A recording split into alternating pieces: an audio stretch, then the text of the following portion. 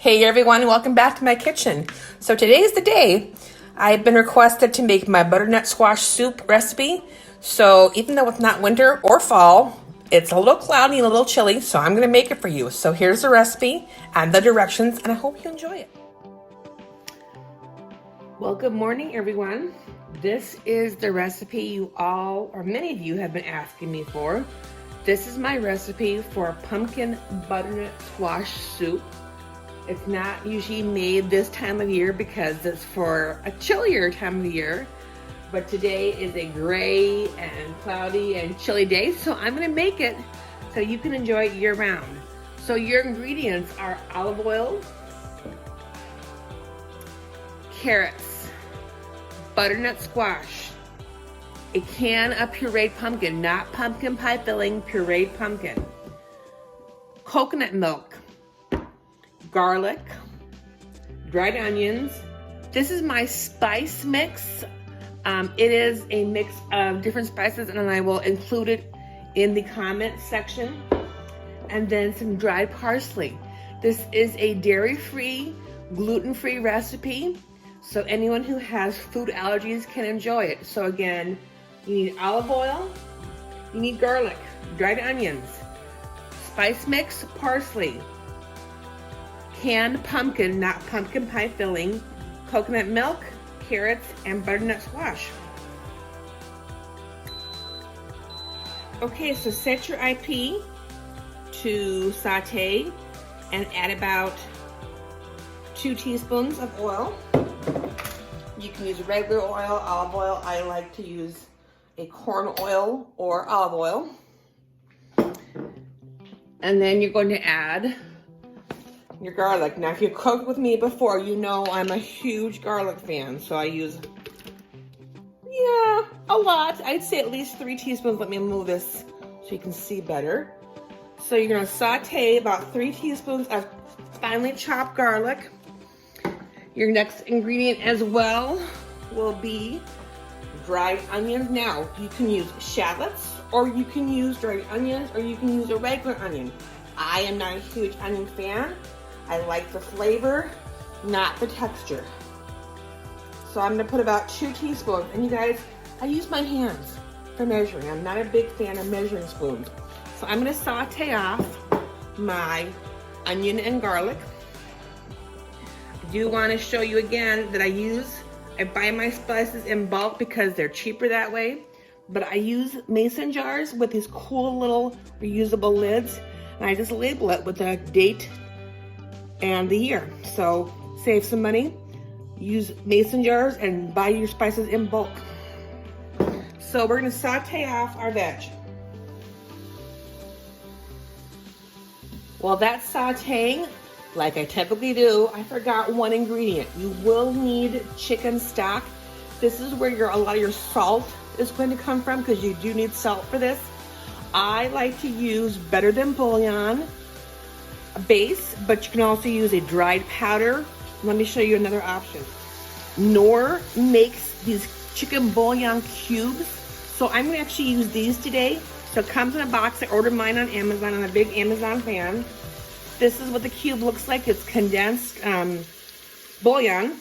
This has got a lot of salt in it, so I'm gonna add this to my onions and my garlic, and then I'll just add water instead of adding chicken stock. So just get that in there, break it up, because you want about 2 cups of stock roughly. You might need more. Now this will make quite a bit. It does freeze well, so just get that all sauteed and blended. So my garlic and onions are done cooking in the Instant Pot. Next, I'm gonna add the rest of my veg. You need about 2 pounds of carrots. You can use baby carrots, but I see no reason to use those up when there's whole carrots you can use. So just wash them up, take off the ends, and you guys leave the skins on for this recipe. The skin has a lot of nutrition, and you don't want to lose that nutrition if you don't have to. And this does cook down so you won't even know it's there. So kids will go, oh, but I like skin. Cut this up into big chunks. throw that in with your veg. This is a vegetarian dish as well, besides the chicken stock, but that's just flavoring. You don't have to use the chicken if you want to, but you do need to have salt then. Just chunk those carrots up. So that's about 2 pounds of carrots. I have a bag of pre-cut butternut squash. I do not like to cut or clean squash, so I buy mine done, and I got this at Target. Now, you can use, if you need to, sweet potatoes. If you can't find butternut squash, you can use whole sweet potatoes. So put that in and give that a stir. Okay, I love my mama bear bug. So my mama bear, this is about 2 cups of water that you want to add. So again, use your cooking judgment. Just add that in, and you want the water, to make the stock, and then you also need water to build pressure in your Instant Pot. So in the pot is the garlic, the onion, the chicken bouillon, the carrots, and the sweet potato, and the squash. I'm also going at this point to add my seasoning mix. This has got curry and cumin and more garlic and red pepper, and it's like 20 different spices, you guys. It's very aromatic. It's very Indian or Moroccan in flavor, but it's so good with the soup. If you don't like spice and you don't like heat, you can just season it with salt and pepper. Again, I'm a hand fan. My mama taught me, because that's my business, that my hands were a gift from God and to use them as a tool. So I add initially 1,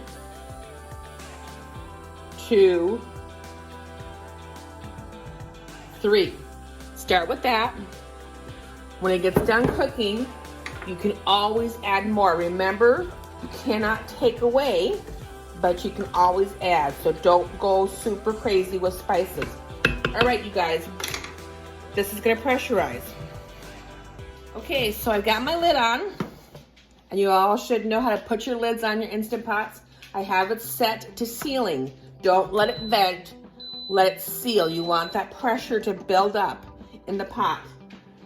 So I put it on for 20 minutes because I want those vegetables nice and done. Typically, carrots and sweet potatoes only take like 8 minutes at max, but I want to puree this, so I want them super done.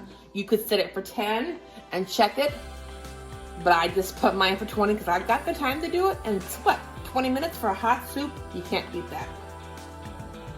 So a couple notes while this is cooking. It is not 2 pounds of carrots, it's 2 cups of carrots. So just to make that notation, and that will be in the recipe as well. Also, I have on hand brown sugar. Sometimes when you cook with the squash and the carrots, it gives it kind of a bitter aftertone in your mouth. I like mine a little bit sweeter, so you do not have to use the brown sugar, especially if you're sugar-free. And I don't use much of it, so we'll show you that if I end up using it, but have it on hand.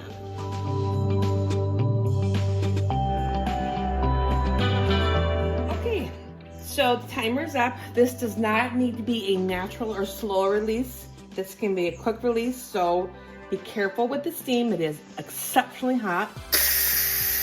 Now this will take longer to depressurize because of all the liquid in there. While that's releasing, I really encourage you guys to have an immersion blender. It is one of the best kitchen tools you can get.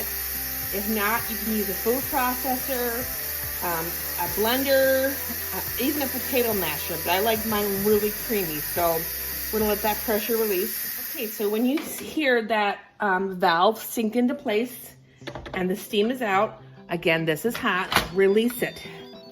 Now, in the pot are your nicely cooked veggies. Again, this is very hot. I'm gonna just check my carrots, make sure that they squish and they do, which means they're done. I'm gonna add, at this point, a can of coconut milk. Again, this is a dairy-free, vegan option, but this gives it some creaminess. When I used to make it, I did it with cream, heavy cream, and cream of chicken soup. So I've taken out a lot of calories and I've added in more nutrients. And then your can of pumpkin. And that's all going to go in the mixture.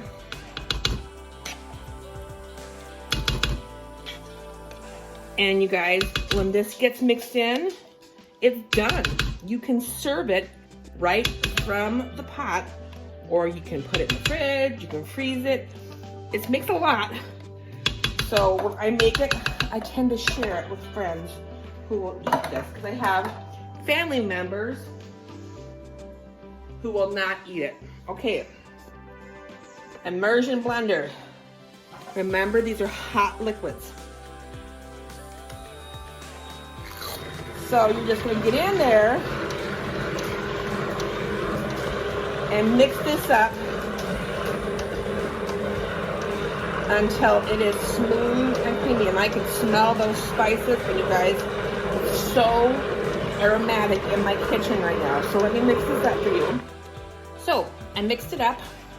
I always encourage you to taste as you go. So we've mixed everything in, and this is the texture you want. It's thick, it's creamy. Now, just so you know, when I started to use the blender, I did add some almond milk. You could add water. It was a little thick to me. I also added a little more of my spice mix because I like heat in my soup, and it didn't quite have enough salt for me, so I added a little more garlic salt. It's very important that you taste as you go. So one of my rules is when I make a recipe, I taste it so you guys can actually see that I'll eat what I make. Perfection. Super easy, super yummy, super hearty. You don't have to use an oven to make this. You don't have to roast off veggies. Use your Instant Pot. It's your best friend. I serve this with fresh bread. I make this for crowds of 200 or more at a time. I also do, at the very end, before I serve it just for some color, I add some parsley. You can garnish it with fried onions. You can put croutons on there. You can put bacon bits.